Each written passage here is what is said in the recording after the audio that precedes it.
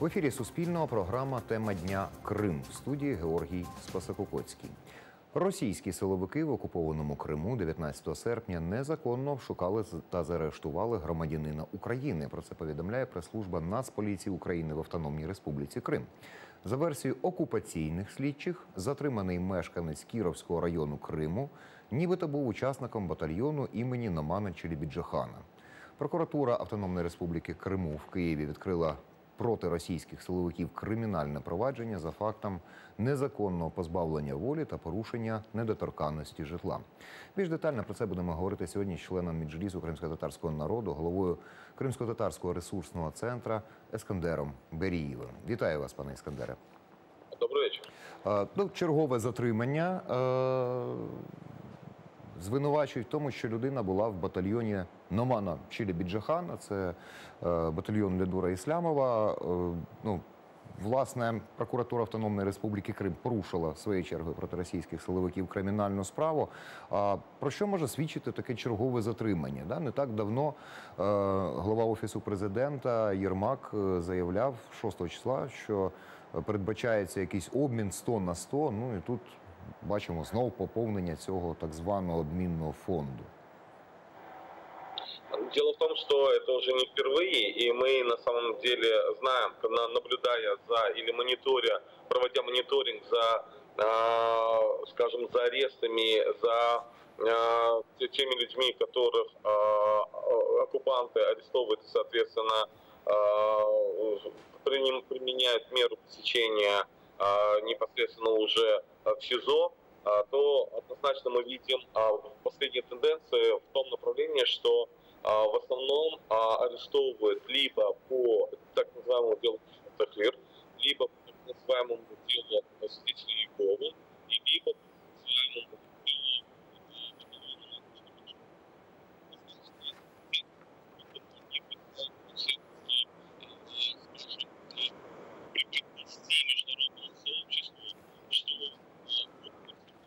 Пане Ескандере, щось пропадає зв'язок. Давайте спробуємо ще раз відновити зв'язок. Хочу зазначити, що Ленур Іслямов, який створював батальйон Номана Челебіджахана, спростував про причетність затриманого до батальйону. Власне, чому російські силовики в окупованому Криму таку вибрали собі лінійку для переслідувань свідки Єгови, справи, так звані справи Хізбут Тахрір і батальйона імені Номана Челебіджахана. Цікаве таке поєднання, чесно кажучи. Зараз спробуємо відновити зв'язок з Ескандером Берієвим. Пане Ескандере.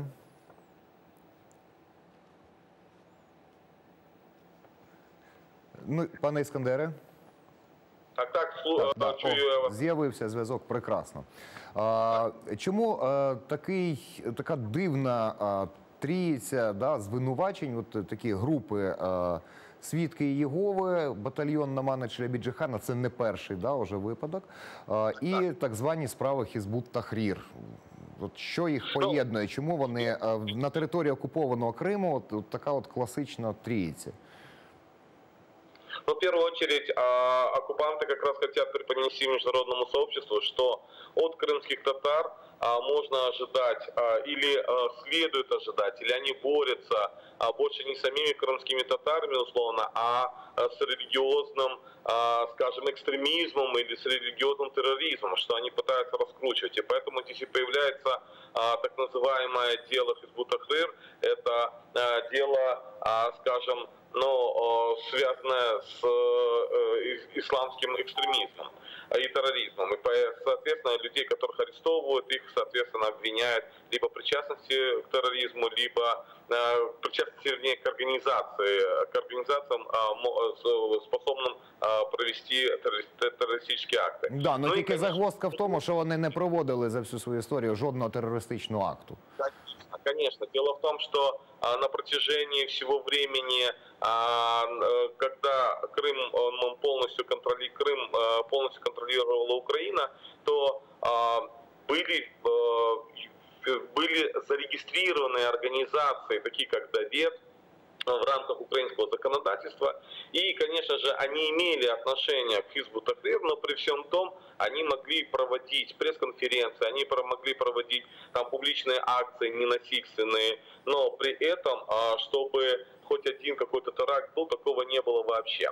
И с другой стороны, мы видим другие посылы, когда люди, которые абсолютно не имеют какой-то, не причастны к каким-либо религиозным организациям или проторелигиозным организациям, то, конечно же, они пытаются накручивать именно причастность к батальону имени Нумана Челебиджихана. Но мы знаем, опять же, батальон Нумана Челебиджихана — это, в принципе, зарегистрированная общественная организация «Аскер» на территории материковой Украины, которая и действует на территории материковой Украины в рамках украинского законодательства.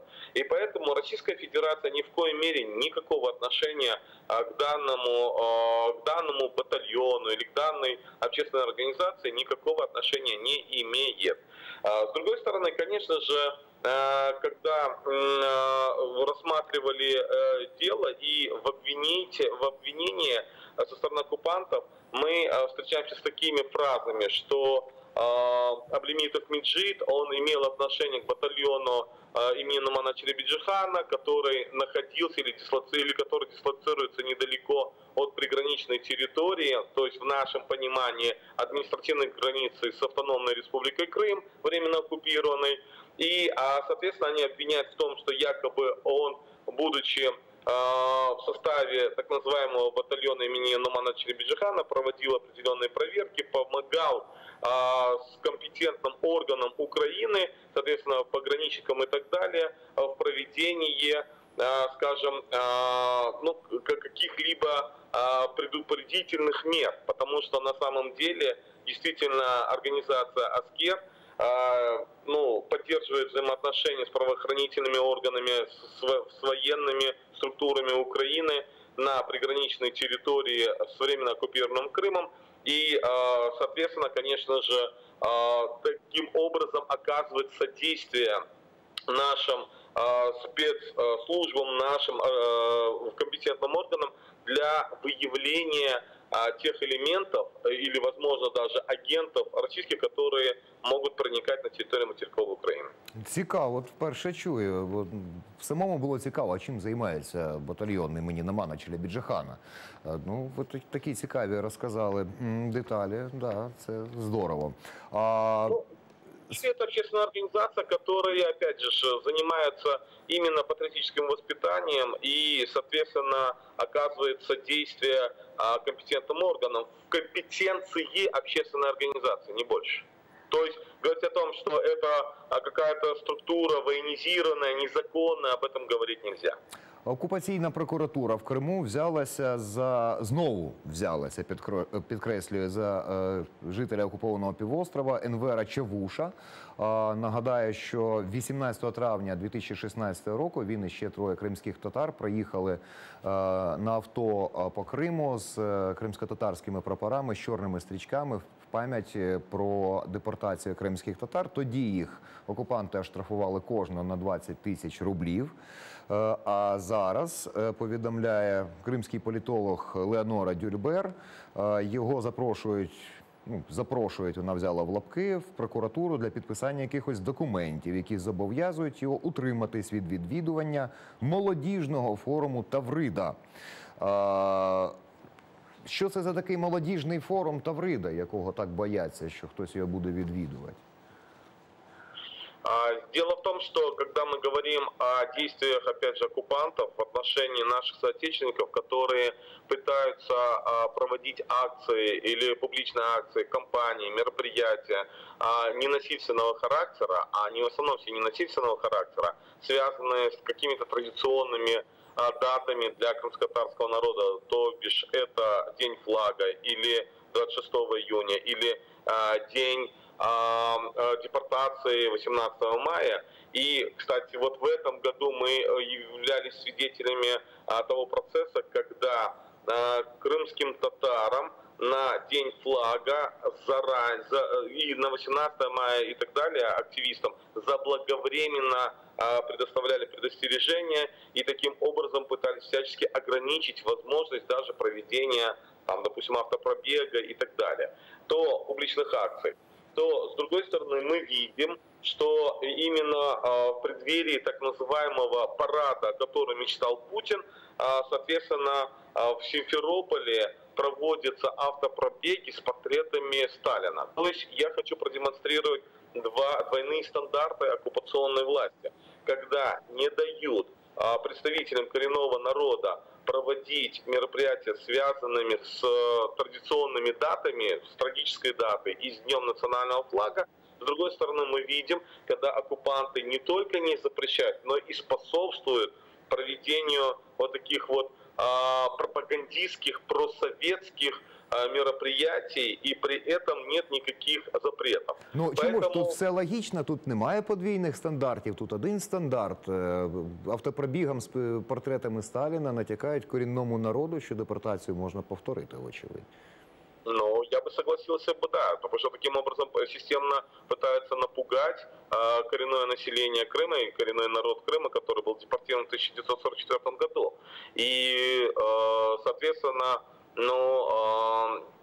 системно напоминают о том, что мы пришли и мы будем здесь хозяйничать. Но при всем том, ряд активистов, конечно, подвергались и штрафам, и арест, и задержаниям. В частности, если вспомните, 18 мая, вернее 17 мая 2018 года группа молодежи пыталась провести акцию «Зажги огонек в своем сердце». И несмотря на то, что оккупанты перехватили ту нашу идею, которую мы традиционно проводили с 2007 года в Симферополе на центральной площади, массовую такую акцию, где принимали участие представители разных национальностей и вероисповедания, при этом молодежь, которая пыталась провести акцию непосредственно в месте компактного проживания крымских татар в Акмечете, где мы последнюю такую акцию смогли провести в 2014 году. Их 20 человек практически всех задержали и, соответственно, часть родителей оштрафовали, потому что среди них было много несовершеннолетних. Президент України Володимир Зеленський сьогодні побував неподалік адмінмежі з окупованим Кримом в Херсонській області, дивився об'єкти великого будівництва, програма, так називається, національна програма «Велике будівництво», взяв участь в презентації стратегії розвитку області, відвідував місцеві підприємства, оглядав виробничі потужності і спілкувався з колективами. Друге питання, про яке, в принципі, домовились, це і 20 ділянок розмінування.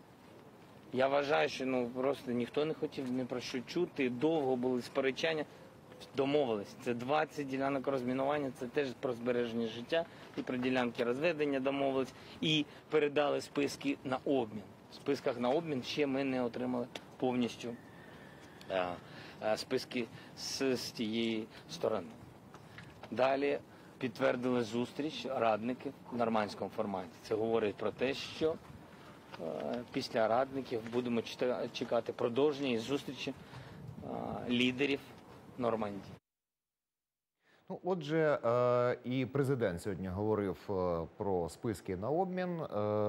Ну, власне, тут історія достатньо складна. Річ в тому, що російський помічник російського президента в цьому переговорному процесі Казак не так давно заявив, що, в принципі, з України і нема про що говорити. Весь час зриваються всі вимоги Росії, які там вона висуває.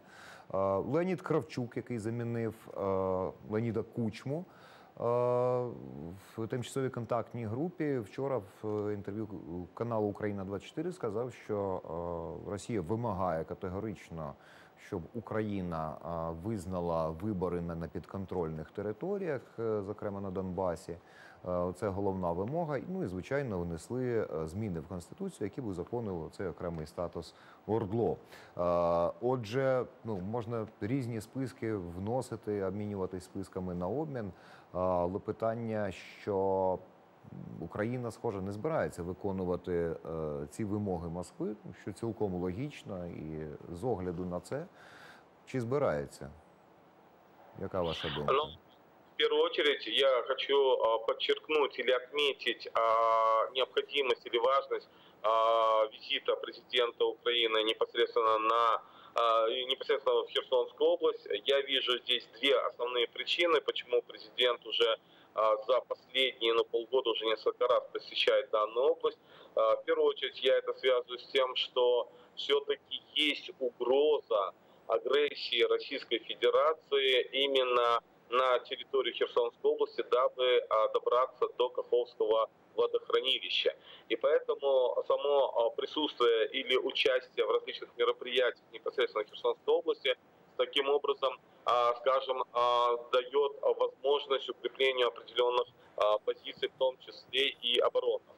Теперь второе, что касается, по моему мнению, проведения визита президента в Херсонскую область, это и то, что предстоят выборы, и мы реально понимаем, что в данном регионе есть проблема, что основная, достаточно высокий процент среди населения Херсонской области может, соответственно, скажем, имеет такое я бы сказал слабо украинскую позицию. И в этом плане оно может поддержать те силы, которые, скажем, пытаются больше идти на зближення з Російською Федерацією на условиях Російської Федерації. Ну, пане Іскандере, я тут хотів процитувати президента, який під час візиту в Херсонську область сказав, що якщо Херсонська область буде там впорядкована, квітуча, то і Крим швидше повернеться до України. Ну, хотів вас запитати, а що ж заважає Херсонській області стати квітучою? Ну, ви, схоже, вже дали відповідь на це питання. Как раз я хотел и подойти к тому, что вот здесь и поэтому непосредственно сам президент Украины принимал участие в представлении или презентации стратегии регионального развития. Это дает посыл как жителям Херсонской области, так и всей Украины в том, что очень важно и приоритетом для Украины должно быть развитие этого региона, потому что он является непосредственно граничит с оккупированным Крымом. Что касается политвязня, то здесь я бы обратил внимание, что как раз в четверг планируется, то бишь завтра планируется встреча, и я член этой комиссии при офисе президента как раз-таки по обмену. К сожалению, я сейчас нахожусь в командировке в Херсонской области и завтра не смогу принять участие, но при всем том, я, конечно же, надеюсь, что представители и члены данной комиссии будут делать все, чтобы способствовать процессу все-таки обмена и освобождения наших политузников. Хотя пока по моему мнению, еще нет серьезных предпосылок, которые могли бы способствовать вот как раз таки обмену такой достаточно крупному, тем более с участием крымских политузников. Поэтому здесь, конечно, достаточно сложный процесс. Может быть... Скажіть, будь ласка, а є якісь... Я перепрошую, пане Іскандере, є якісь прізвища от в цьому списку, гіпотетичному 100 на 100, чи є там прізвища кримських політв'язнів? Щось відомо про це? Да, почему я и говорю, что, возможно, у офиса президента есть какая-то новая информация, которая будет озвучена завтра на совещании. На данный момент я не имею информации, но при всем том, те списки, которые подавались как нашими коллегами, которые занимаются военнопленными на востоке Украины, так и, в принципе, подавались списки тех политузников, которые находятся непосредственно на территории Российской Федерации или в оккупированном Крыму. Поэтому все эти списки есть. Другой вопрос, кто в эту сотню попадает и какое пропорциональное соотношение будет крымских политузников и военнопленных. Я думаю, об этом завтра будет более, скажем, больше можно будет узнать, смогу узнать у своих коллег. А скажіть, а є якийсь взагалі принцип формування цих списків? не знаю, якісь квоти, от стільки там кримським політв'язням, стільки тим, хто потрапив в полон до терористів на сході України. Но опять же, я говорю, что когда мы говорим об обмене, мы должны четко понимать предпосылки к тому, как могут обменять. Соответственно, мы должны понимать, что Российская Федерация относительно обмена военнопленных, конечно же, ориентируется на процессы в рамках трехсторонней переговорной группы и, соответственно, нормандскому формату. И понятно, что здесь Российская Федерация больше делает перепосылы на так называемую администрацию и силовые структуры ДНР и ЛНР. Теперь, что когда мы говорим о политузниках крымских, то речь идет о тех, которые непосредственно находятся в Крыму или на территории Российской Федерации, особенно те, которые уже получили приговоры и находятся в колониях. И, соответственно, Российская Федерация многих из них, или в большинстве своем, рассматривает их как граждан Российской Федерации. И, соответственно, здесь сам подход уже другой. И, соответственно, я говорил неоднократно в прямом эфире о том, что предпосылками могут быть решения международных судов, предпосылками могут быть, как это, допустим, произошло почти год назад, 7 сентября, когда именно локомотивом обмена были в первую очередь моряки и решения Международного трибунала по морскому праву. И, соответственно, 11 токсичных, я бы сказал, для Российской Федерации политузников и крымских политузников. Поэтому в этой ситуации у нас, я считаю, что предпосылками могут быть Европейский суд по правам человека, который рассматривает дело Украины против Российской Федерации, или Международный суд ООН в контексте дискриминации, который также должен, в принципе, рассматривать дело по существу уже в 2020 году. Поэтому здесь пока еще на ближайшее время я не вижу особых предпосылок для обмена именно крымских политузников. Ну, крім всього іншого, якщо мета Росії – це узаконення, внесення змін в Конституцію України, щоб узаконити оці ОРДЛО, а питання Криму Кремль заявляє, що закрите раз і назавжди, то тут все, звичайно, логічно. Але да, це очевидно. Дмитро Кулеба, міністр закордонних справ, каже, що треба мати дві окремі площадки: одна по Донбасу, одна по окупованому Криму. Ну, питання в тому, що якоїсь переговорної міжнародної площадки по деокупації Криму немає взагалі, в принципі, її не було. Є санкції, але переговорної площадки нема, тому що Росія категорично не хоче ніяких переговорів. Як ви оцінюєте можливість, які функції можуть бути в цієї переговорної площадки міжнародної по Криму? Честно говоря, я не совсем понимаю подобное заявление министра иностранных дел Украины Кулебы, потому что действительно в данном случае здесь мы показываем слабость украинской дипломатии и, возможно, и даже не принципиальность украинской дипломатии в этом вопросе, потому что здесь такие подобные действия, они больше выгодны Российской Федерации, потому что Российская Федерация еще в 2014 году стала говорить о том, что тема Крыма для Российской Федерации закрыта. То, соответственно, мы видим, и когда начала навязываться ситуация с минскими переговорами и нормандский формат, то в нормандском формате это в том числе под давлением российской дипломатии и тех военных действий, которые совершались на востоке Украины, дабы чтобы остановить.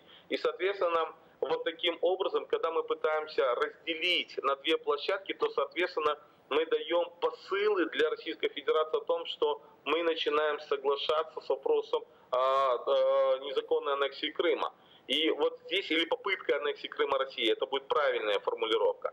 И поэтому вот здесь наша задача все-таки ни в коем мере не допускать чтобы отдельно рассматривались вопросы, или были отдельные площадки по Донбассу, и по ОРДЛО, и по Крыму. Они должны быть цельными, потому что мы не можем отдельно рассматривать. В конечном итоге мы говорим о площадке по восстановлению целостности Украины, территориальной целостности Украины. А восстановление территориальной целостности Украины не может рассматриваться отдельно Восток и отдельно Крым. Поэтому моя принципиальная позиция в этом, и мы, как международное движение Liberate Crimea, в этом плане, и вот буквально на этих днях проводили ряд акций, связанных и с браконьерством и пиратством непосредственно на Азовском море, непосредственно в преддверии Дня независимости на Чонгаре, на КПВВ и, соответственно, на Севаше. Таким образом, мы давали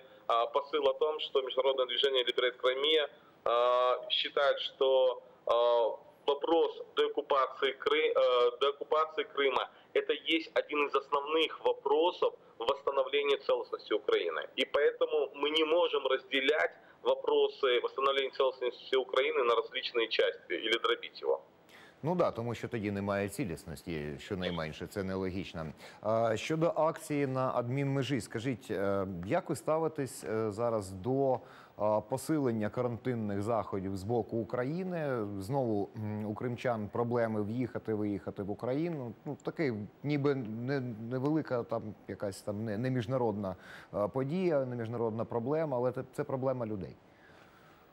Ну, на самом деле, конечно же, когда мы говорим о карантинных мерах или о превентивных мерах для нераспространения коронавирусной инфекции, то, конечно же, здесь наши компетентные органы должны проводить определенную работу. В этом случае должна работать и Херсонская обладминистрация, и непосредственно Министерство здравоохранения и так далее и тому подобное. Но когда мы начинаем, или когда Кабмин 8 августа издал распоряжение, в рамках которого происходит ограничение передвижения граждан Украины, независимо от того, где они проживают, то здесь как раз-таки это нарушает права наших граждан на передвижение по территории собственной страны.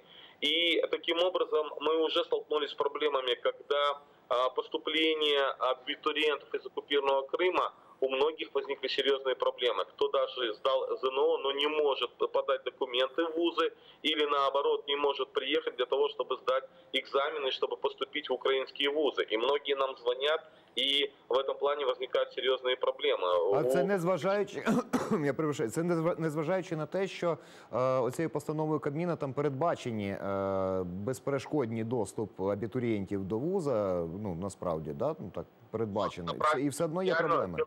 Что здесь получилась двойная проблема. С одной стороны, ведь оккупанты же тоже в своих актах нормативных ввели такое понятие, что во время карантина можно пересекать только один раз. Но при всем том, на практике получается, что оккупанты прямым текстом нашим абитуриентам говорят, а что, в России мало вузов, что вы едете учиться в Украину. То есть оккупанты целенаправленно и осознанно понимая, пытаются переградить возможность нашей молодежи из оккупированного Крыма получать образование на территории материковой Украины. Это с одной стороны. И с другой стороны, когда дополнительно появляются вот такое распоряжение Кабинета министров Украины, конечно, это же усложняет процесс уже с двух сторон. И поэтому, конечно же, люди, и причем это не было выстроено так вот системно для того, чтобы не было паники, а люди понимали, что, допустим, там в какой-то период могут пересекать границу там определенное количество людей в связи с карантинными мерами. Соответственно, для проведения профилактических работ или превентивных работ компетентных органов.